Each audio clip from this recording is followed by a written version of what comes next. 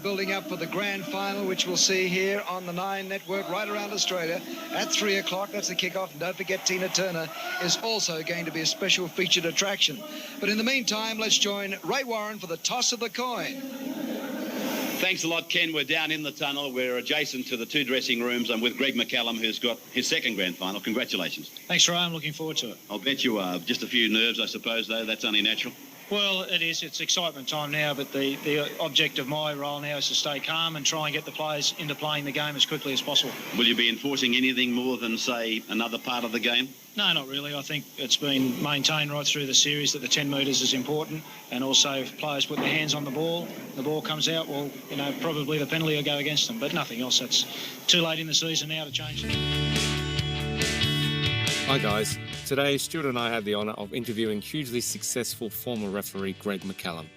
Greg has refereed some of the biggest teams in the biggest games. These include the 1992 to 1993 all-conquering Brisbane Broncos team, the Green Machine of 1994 and many, many more.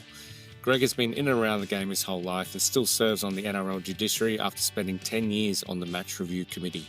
He has refereed not just in Australia, but in France, Papua New Guinea, England and New Zealand. His insights into the game, along with his storied career, make for a fascinating listen. We hope you enjoy. Ladies and gentlemen, welcome to a special edition of Everything Rugby League, the podcast. Today, we are interviewing one of only a handful of people to ever referee 3 Australian first grade grand finals in a row. So without ado, welcome to the podcast, Greg McCallum. Thanks, Keith. Lovely to join everyone talking about rugby league at a really good time of the year. Yeah, great to have you too. And in his second time on the podcast this week, I'm also pleased to welcome Stuart McLennan. Stuart, how are you keeping, mate? Very well. You can't get rid of me, Keith. It's a pleasure to have you on, as I said.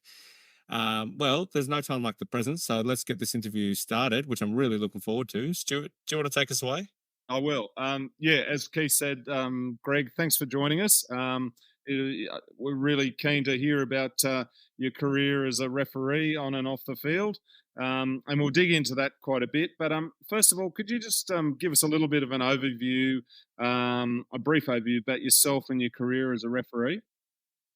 Well, I was a player that nearly got to grade with Manly until I got glandular fever. Then I was a coach that got sacked after 1 year with the under-6s. So refereeing was the third aspect of rugby league life for me. And I was very fortunate that those two first, as a player and as a coach, failed because it meant that I would have probably not become a referee. So I was very pleased that happened. Yeah, it's a funny thing, isn't it? I mean, you'd be hard-pressed to find a referee who's not ultimately, or first and foremost, a big fan of the game themselves. It's something that's not said often enough, I think. But I know, obviously, the fact that you didn't quite crack it in first grade, albeit getting close, is one of the reasons why you turned out to be a referee. But what inspired you to become a referee, do you think? What made that your third option in the first place? I remember walking home the night that I found out that I wasn't coaching the under-7s the next year at Cromer Rugby League Club.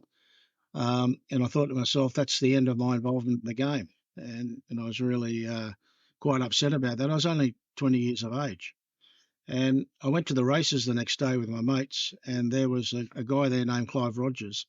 And Clive was working as a bookmaker, and he was a guy that used to coach me at primary school. And I said, what are you doing with yourself, Clive? And he said, I'm just become a referee. And I looked at him, he's 65 years of age. And he said, I've just become a referee. And he said, what are you doing? I said, I'm just kicking stones at the moment because I missed out on the coaching job, the under-7s. And he said, why don't you become a referee? And I just laughed. I said, no way in the world. I want to be a referee. And he said, come down to Manly Leagues Club next Tuesday night and I'll show you how to become a referee. And I did. And from then on, it just went from there. So that my inspiration was out of desperation, but also out of a great mentor of mine that I had in primary school.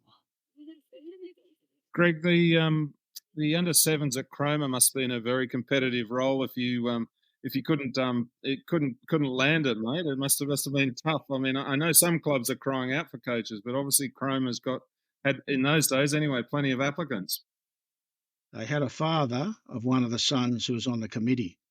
And that was my first my first interaction with politics in rugby league. He wanted the job, and he got it. Absolutely. Look, Greg, there's always good and bad things about any particular job. What would you say the best and worst things are about refereeing? Oh, look, the worst things have long faded in my memory. The good things, though, are still there. And I suppose it's about being part of the game and close-up part of the game. And you go through that early stages where you want to referee as many games as you can. You get the opportunity to go up to the next level, which, of course, in our game is within the local juniors up to C grade, B grade, A grade, and the junior reps. And I went through all of that. I went through what would be considered to be the usual steps of getting through, being seen by people, getting a few knockbacks. But in the end, the knockbacks are overtaken by the good parts. And I ended up getting graded. I had a lot of colleagues in Manly who were also involved in the New South Wales Referees Association. So I was taken on a trip with them and learnt a lot in a very short period of time.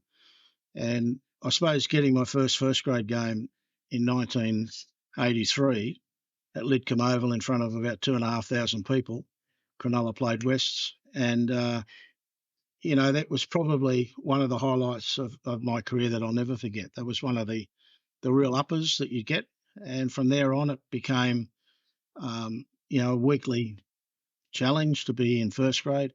Then representative games come along and grand finals come along, and when you're in that position, you want to compete for them and you want to get them. And I had some pretty stern opposition when I was competing for those jobs. Of course, Bill Harrigan going into the Hall of Fame tonight, of course. Bill and I were great rivals. And in my time, he did 3 grand finals and I did 3 grand finals. So we call that a draw.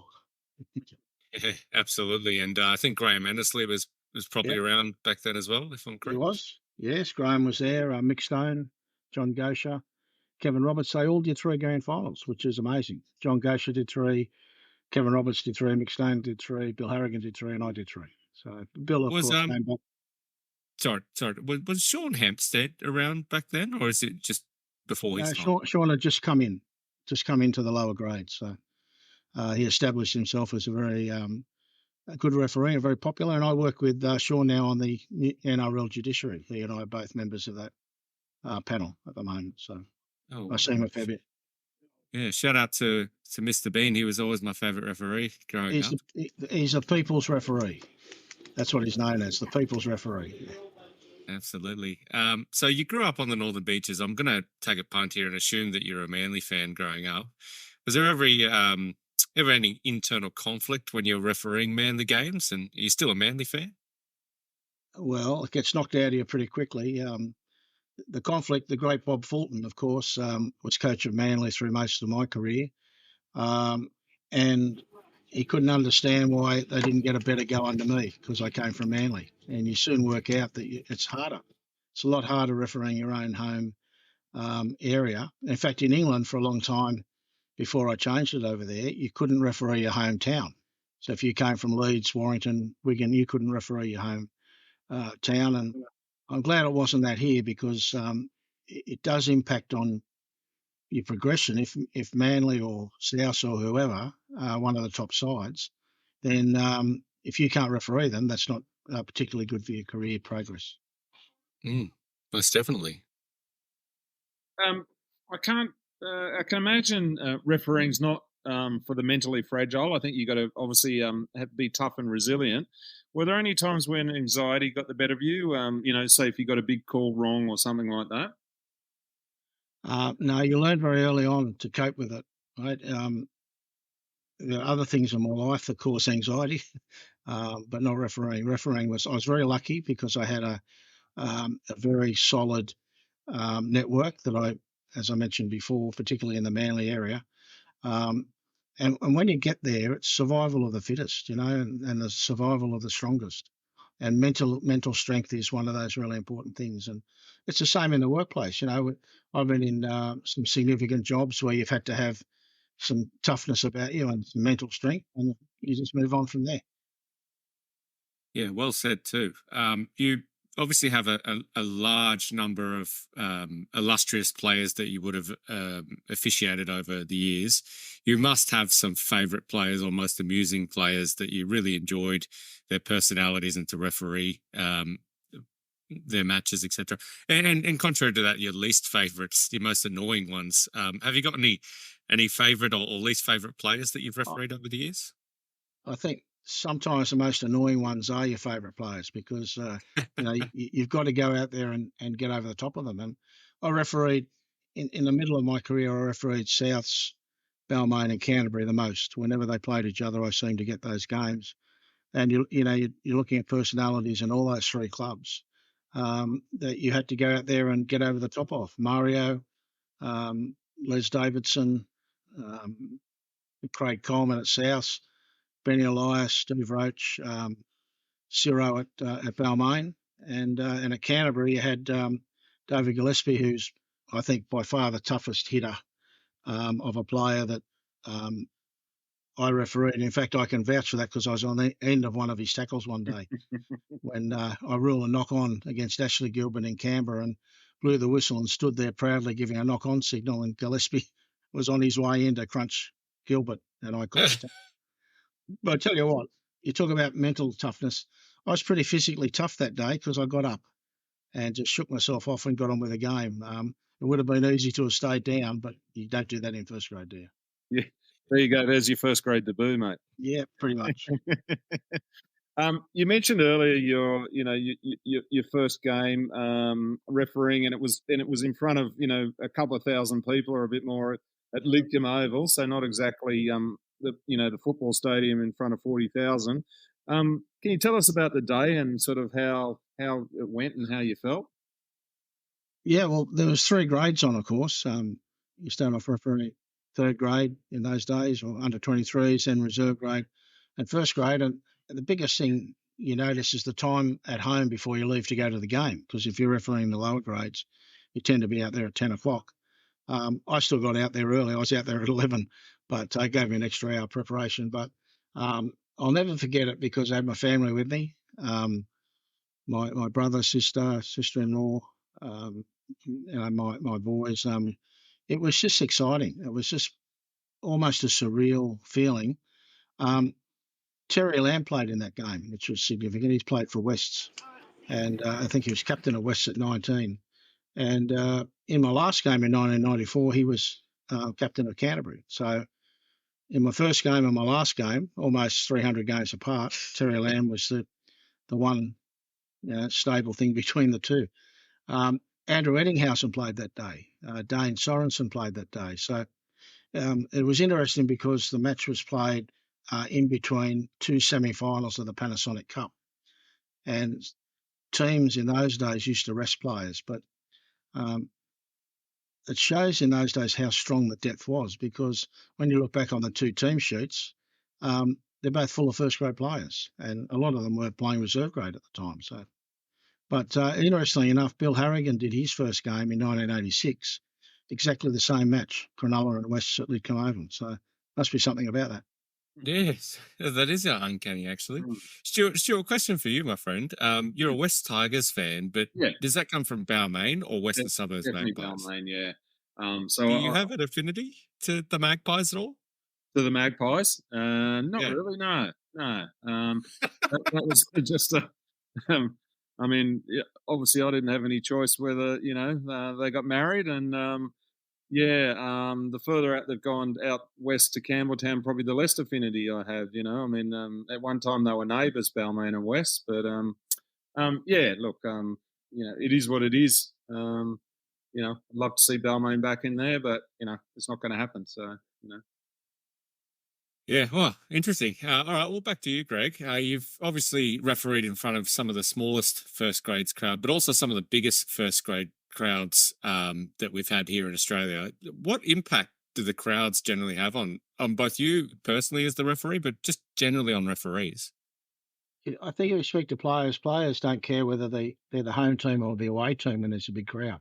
It just lifts everybody. And the same with the referee. It does lift you. The grand finals I did were at the Sydney Football Stadium, and there were 44,000, 45,000 people there. But the football stadium wasn't a big stadium. It's not like one of the, not like the Olympic Stadium, for example, at Core there. It was fairly closely tucked in. So 40,000 people can sometimes be like 80,000. At some of the smaller grounds, like Hart Oval, for example, you get 18, 20,000 people there, and it feels like 40,000 because they're on top of you. They're right on top of you, and it actually lifts your performance, I believe, when you arrive at the ground, see the crowd there. I often used to go and get a cup of tea and stand with the punters out there before going and getting changed, and you go into the dressing room on a real high because you know that it's a big game, and the crowd there has come along to really get behind the two teams that are playing. Refereeing's obviously changed over the years. We've got video refs, we've got a lot more media scrutiny. Graham Annesley speaks to the media on Monday mornings, all that sort of thing. Some rule changes to speed the game up. How do you think you'd go refereeing today, Greg? Probably struggle in terms of not being or feeling as I was making the decision. I don't think in our day there was any doubt who refereed the game. That was the guy in the middle with the whistle. 2 touch judges assisted him, but that were the only assistants that you had. These days it must be really difficult for the referees to have so many people in their ear. We used to have the talking flags, you might remember, came in back in my era, and we used to have this earpiece that went in, and whenever they wanted to speak to you, you'd hear the button go, and it was, and you might hear the last word that's said. So Bill Harrigan and myself used to always we'd go onto the field and flick out the earpiece so we didn't have to listen to the noise. Look, I think there are too many people at the moment trying to make decisions. I don't know whether it's a great thing that's evolved with we call it the video referee because back in England when I worked there, we created it first over in 1995 before it came here, and it was never intended to be used the way it's used now, the way the bunker is. The bunker's a different thing to the video referee. Let's be clear on that. But when I went to the English clubs, when I was director of referees, to sell the idea of the video referee, if I could show them what it was like now, back then, I would have been marched out of the country on the first flight back to Australia. They wouldn't have copped it. And that's the big difference between what we tried to bring in there, which was only to be used in the in goal, compared to how it's just grown all the way over the field. And I don't know whether where it's going to stop in terms of the impact on the game. Some people would say that it must be easy to referee that way, but as a referee that was used to making decisions, I don't know whether it'd be any easier handing over a decision for someone else to make the decision and then for me to have to handle the issue on the field after the decision's been made. People don't realise that. The players aren't always happy with the decision, of course, and the referee on the field has to be the person that deals with the upset players when the decision doesn't go their way. Yeah, fascinating insight, actually. It's probably a related question here, but in researching for this interview, I found an interview that you did, I think 2019, where you mentioned you'd like for referees to be able to have their own feel and sort of style, which seems to have been stamped out of them in this day and age. For a few years there, we had 2 referees, and they would often have different styles, or contrary to each other. How do you reckon you would have gone under that system? Well, it's funny you should say that because Bill Harrigan and I, we're quite good mates now after a whole career of battling each other. I don't know if I could do a 2-referee job with Bill, and he said he could. He said the same thing with me, so I couldn't referee with you. So, look, I think the 2-referee thing at the time came in and helped an issue they were having around the play of the ball with the wrestling that was going on. I was on the match review committee at the time, and I've got to say the 2 referees did clean up the wrestling a fair bit. But I applauded when the NRL, during the COVID issue, came and took 1 referee off the field and only had 1 out there. I think it's a game that's designed to be refereed by 1 person with some support off the field. And if the support off the field is really strong, then the one referee gets through the game quite easily. But two referees, again, confuse the players. You can often see, because I watched every game in that period I was on the match review committee, the second referee used to cop heaps from the players because they'd turn around and say to the referee that was back on their side, what about so-and-so? And then you'd often see a penalty given as soon as the other referee got control, a penalty given to probably exorcise all of the issues that were going on in his mind from the players that were in his ear. Fascinating. Greg, when I was playing, and I obviously didn't play at the highest level, the ref was called Sir. You probably didn't even know who they were a lot of the time, and yeah, they just went about, did their jobs, and fairly anonymously. What's your opinions on the familiarity that's there now? Calling players by their first name, and refs have sort of become celebrities in their own right as well. Well, we didn't. We called them by number. And a touch judge would come on and report a player. He'd say number 5 or number 6 or whatever.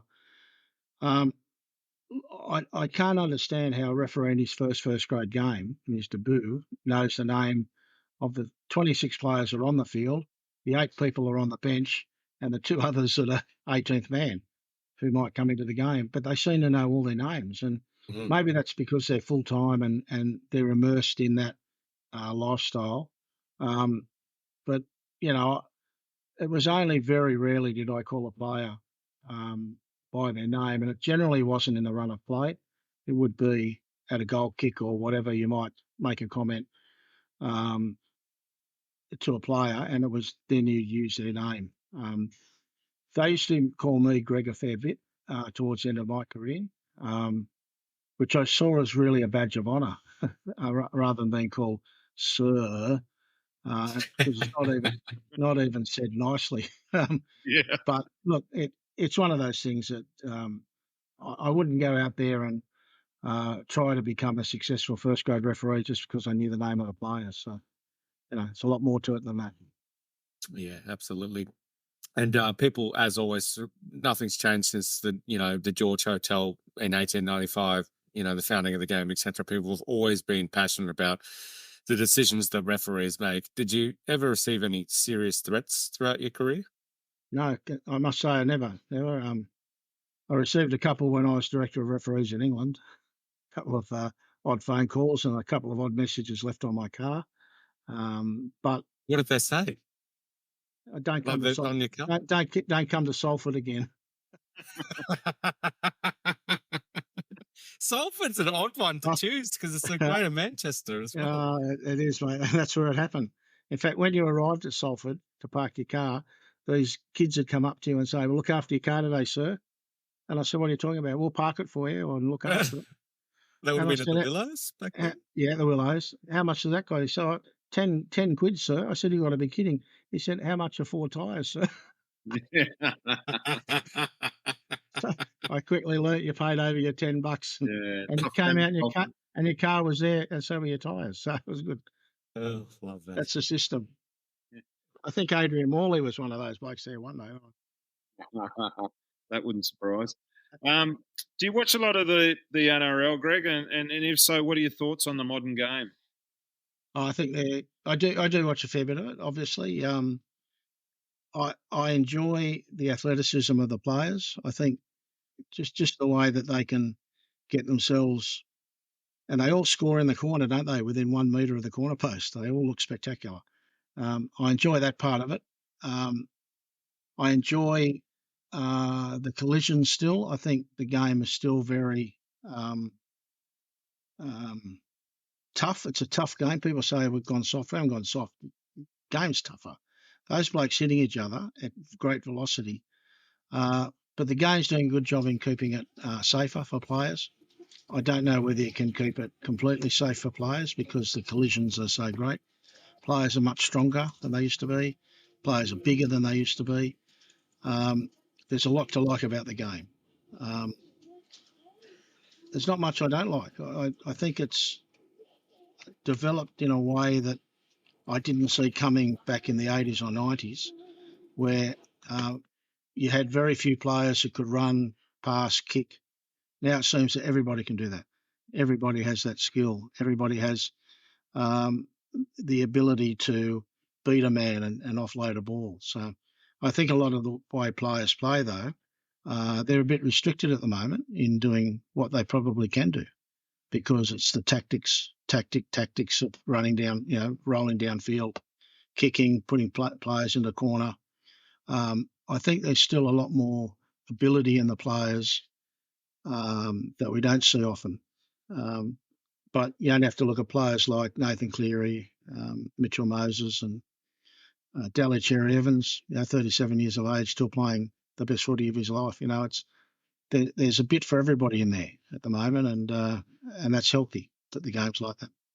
Yeah, I'm inclined to agree. And it's good to see some of the smaller players starting to come back in the game, thanks to some of the changes made over the past sort of 4 or 5 years. That's because it's safe for them to do so.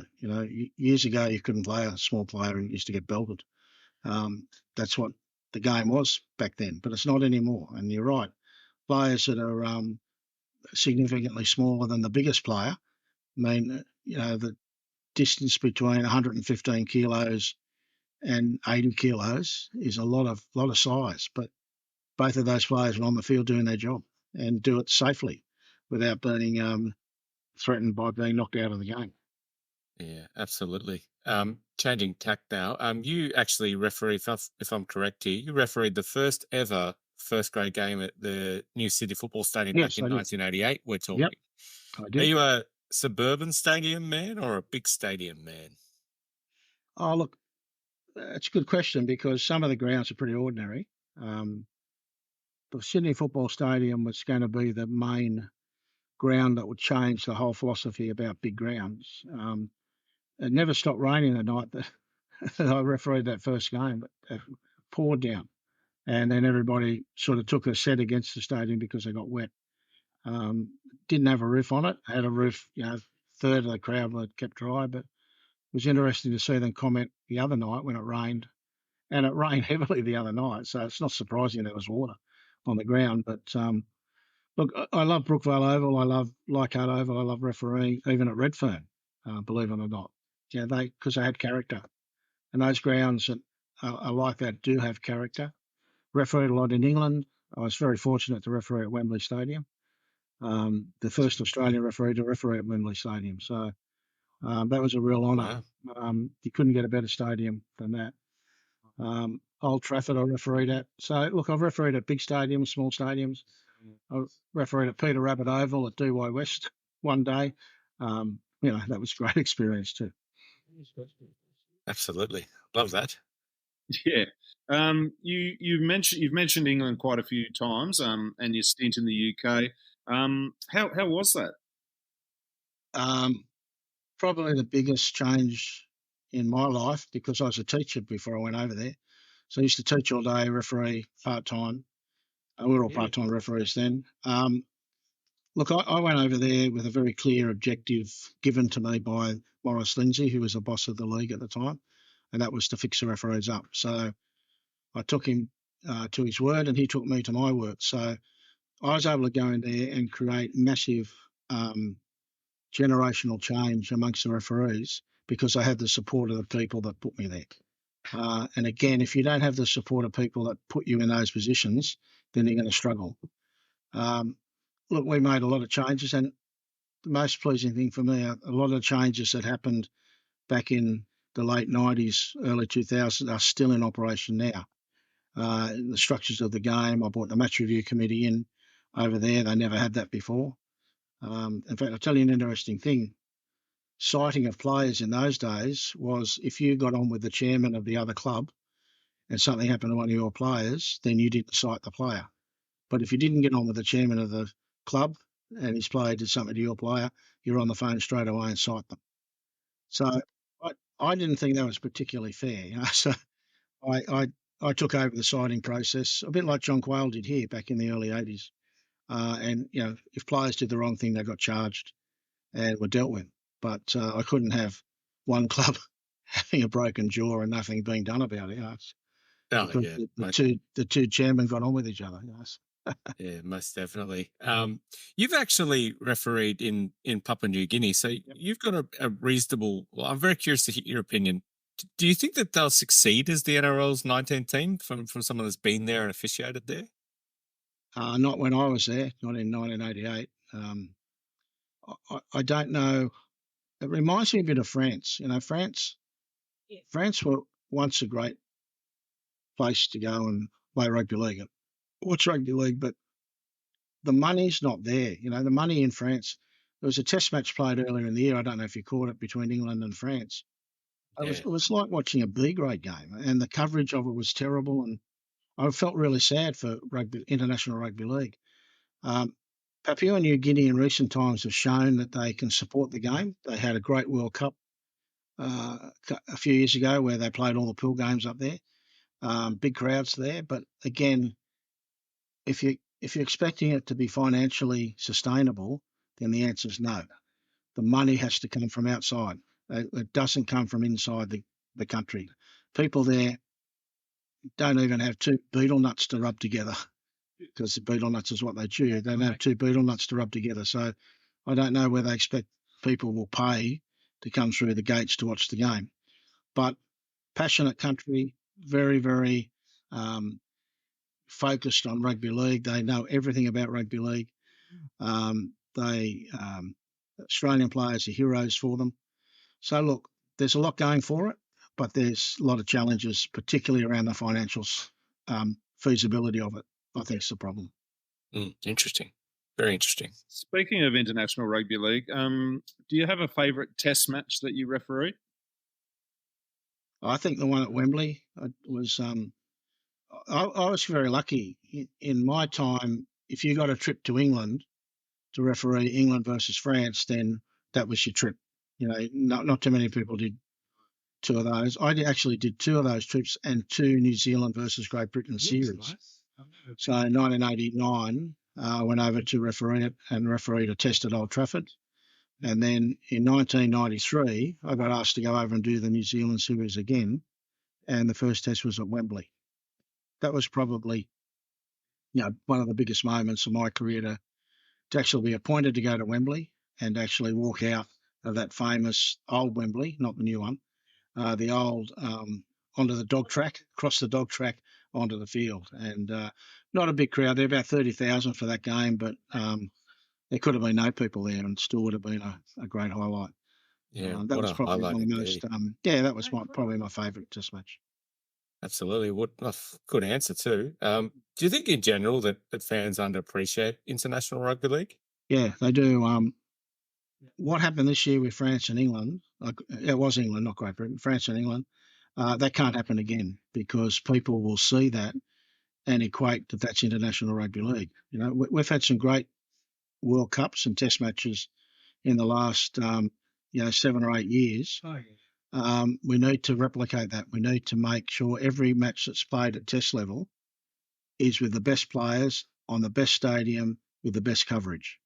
And then international rugby league will hold its place, in my view, as the most important part of rugby league, even more so than State of Origin, which I love, and I know a lot of people think it's the pinnacle. But I think if you ask most players, wearing the green and gold, or in my case, representing Australia as a referee, is the pinnacle. Yeah, well said, and I agree. You mentioned Australia, Papua New Guinea, England as three places you refereed. Firstly, is there any other country that you represented? Refereed in? And did you notice a big difference in the playing styles from country to country?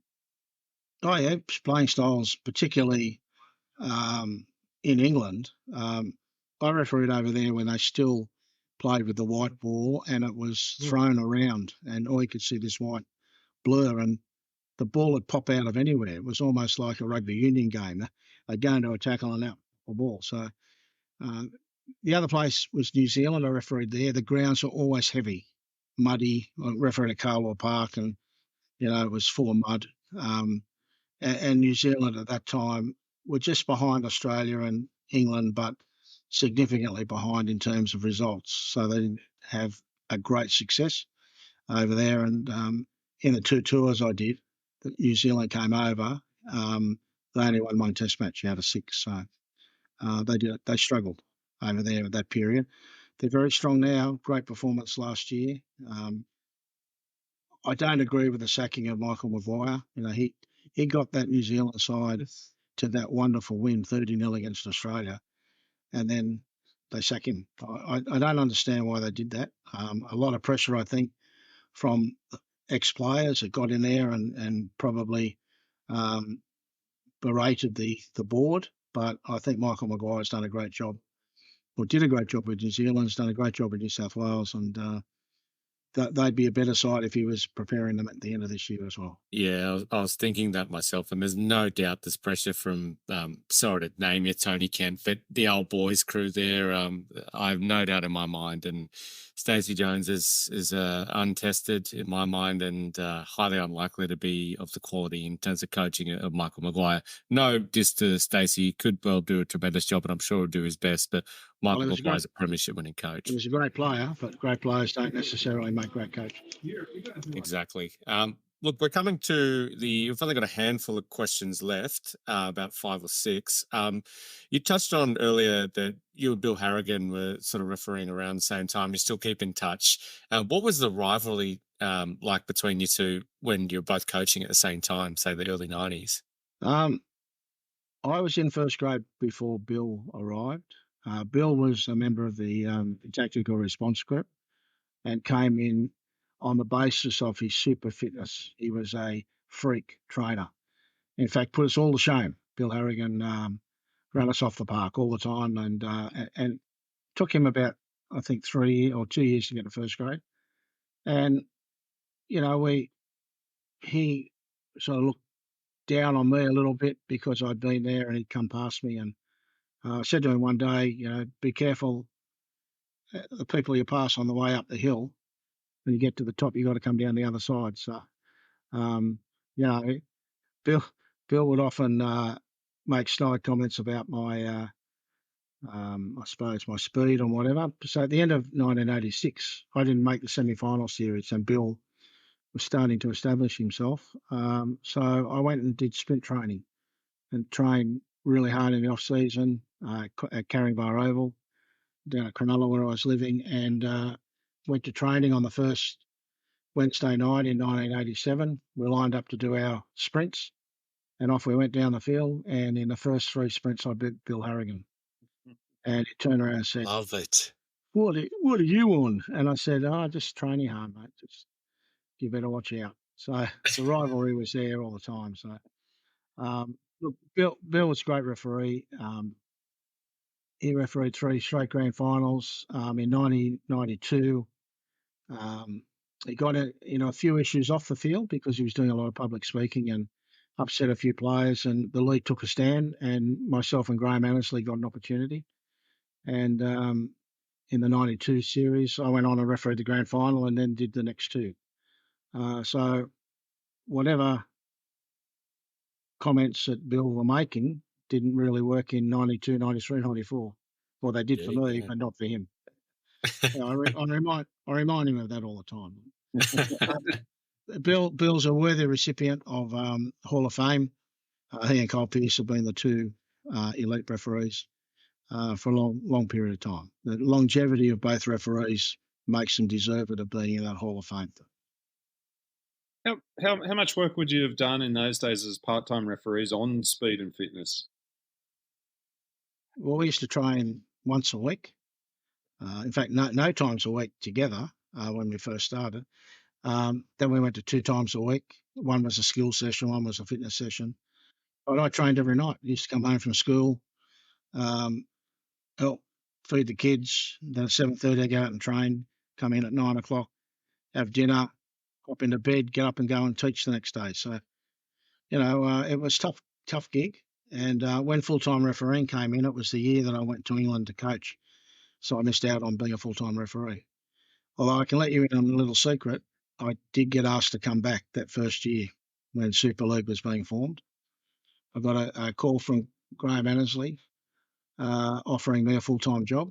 This is after I started in England, which I knocked back because I'd signed a contract. I was a person of my word. And then about 4 hours later, I got a phone call from Ken Arthurson from the ARL. And Ken, they didn't have full-time referees. But Ken said, Greg, I don't know if you know what's happened. I said, yeah, I know what's happened.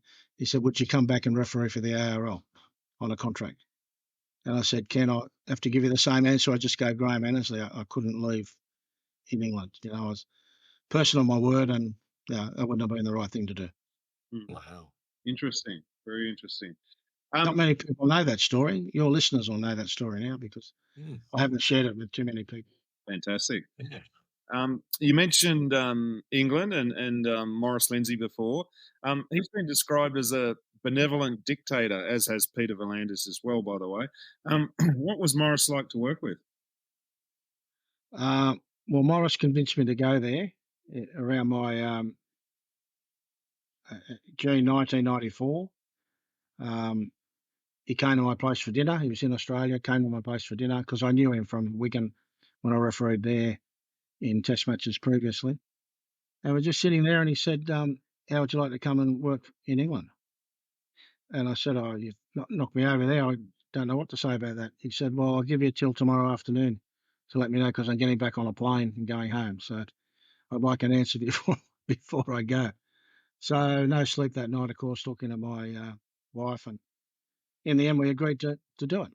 I was coming towards the end of my career. I wanted to get out while I was up top. I didn't want to go on the slide that some referees do and come twisted and bitter by not getting the appointments you think you should get. So I had to go and tell John Quayle, and I can't repeat what John Quayle said. But to his word, he said, if you continue to referee well, you're the incumbent referee, you get an opportunity to do your third grand final. And to his credit, John Quayle and Mick Stone was my boss at the time, referee's boss, and I probably refereed better than I ever refereed at the end of that season because I didn't have the pressure on me. I knew that I was going to England, and it's funny how you take a bit of pressure off and you tend to perform a little bit better. So I found Maurice persuasive. I had lots of fights with him over in England, but he backed me all the time. Every time I needed to be backed, he backed me. He backed me publicly, backed me privately. We disagreed over budgets, but I wanted the best for the referees, and he wanted to keep the money in the bank. So we had a few problems. Well, that's actually a perfect segue to my next question, and feel free not to answer this one super specifically, but how much did referees get paid back then? In my time? Yeah. $312 for a first grade game.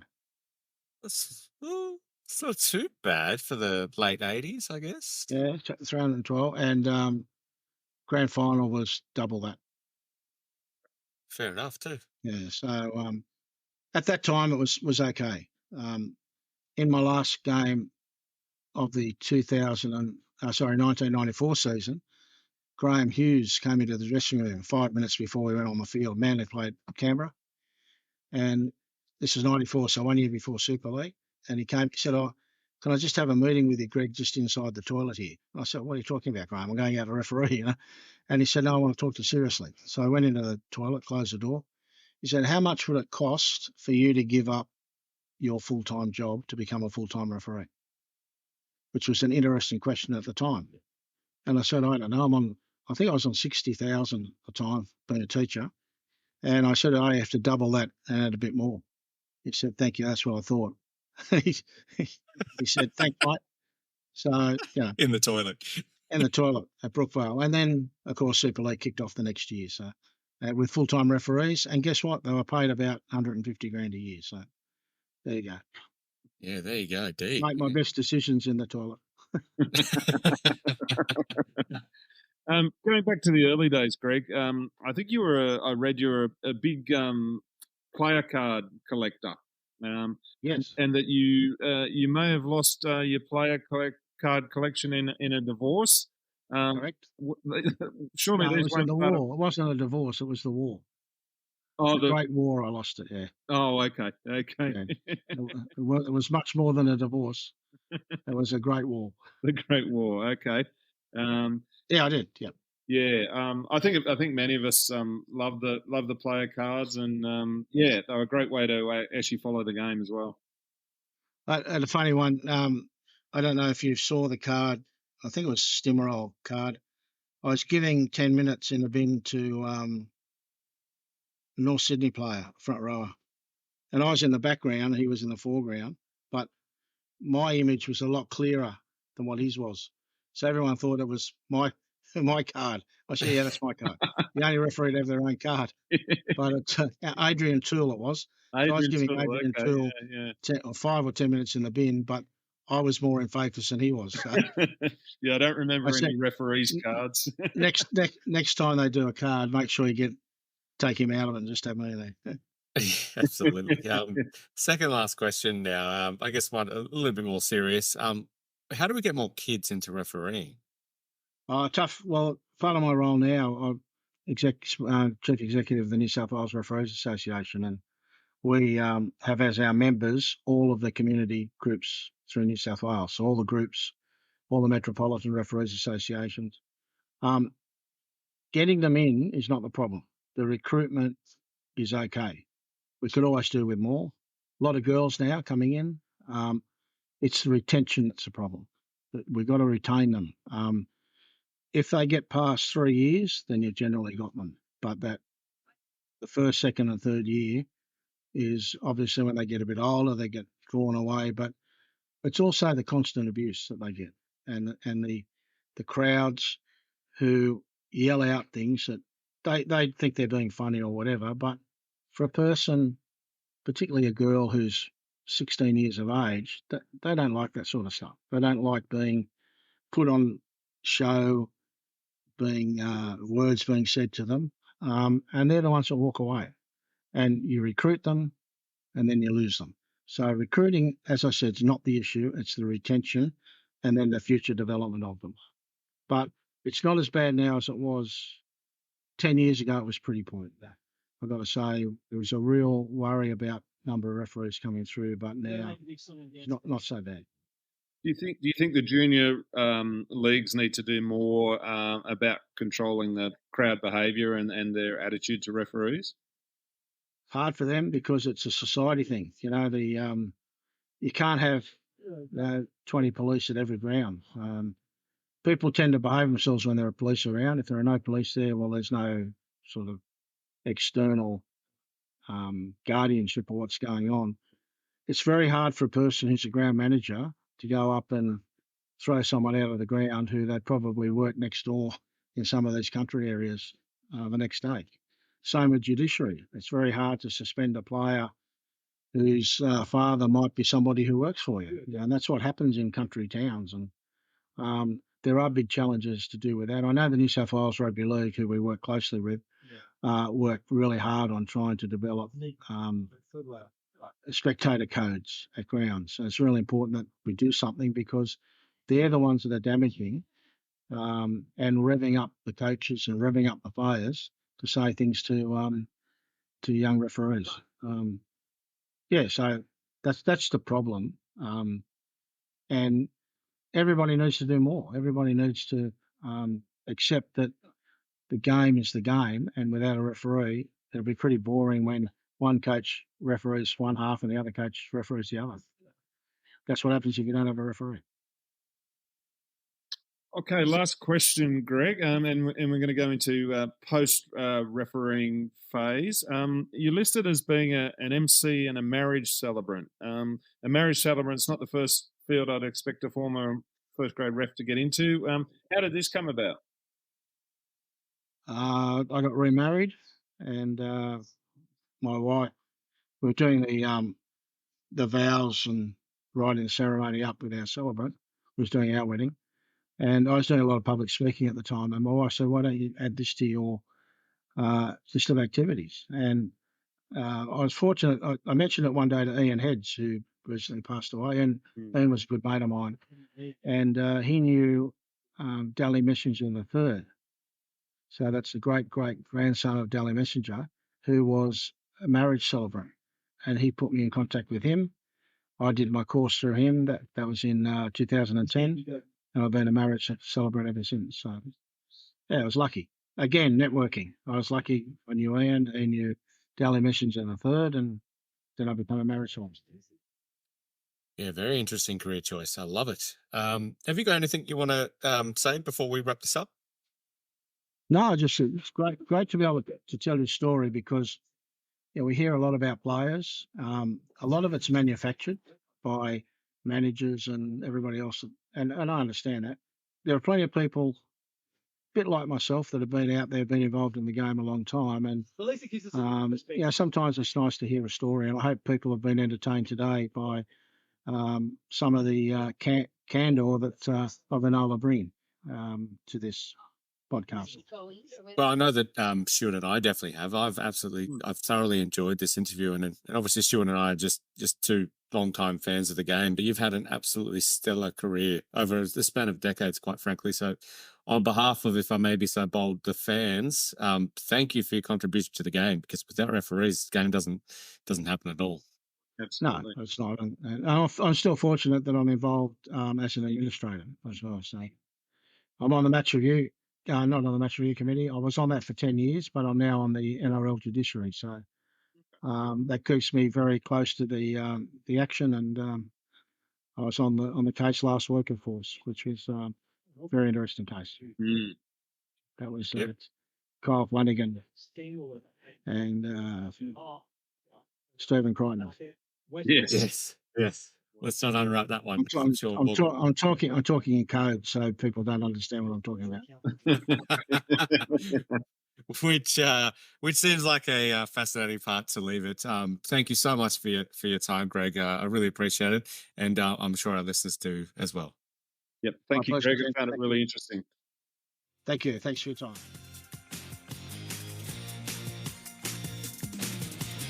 Thanks for listening to Everything Rugby League. If you like this episode, give the show a follow and leave a review. For more news and insights, follow us on Facebook or head to everythingrugbyleague.com.